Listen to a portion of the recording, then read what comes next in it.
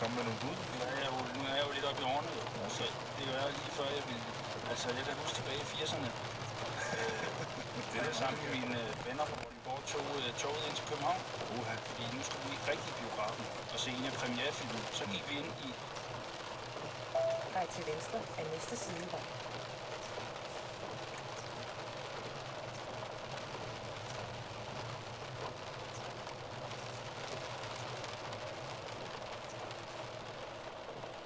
Ja, det var vel dengang, det var vel før elektriciteten nærmest, så det var jo en flippermaskine, der blev spillet.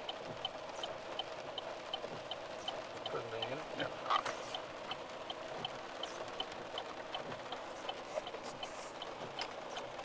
Læste anmeldelserne. Nå okay, jamen jeg har faktisk et lille overblik over alle anmeldelserne, og dem tager vi lige om lidt. Det er spændende. Jeg synes du ikke, skal du se filmen? Det er meget... jeg tager den nok ikke i biffen. Jeg venter nok til den kommer på DVD, og så får jeg den hjemme i sofaen. Vi kan tage en tur til København og spille på den filmmaskine og købe elpilerne, og så se. Ja, det er rigtigt. Vi ser på filmen lige efter lidt musik. Efter 140 meter kør tilbage fra rundkørslen, videre forlade rundkørslen af den fjerde vej.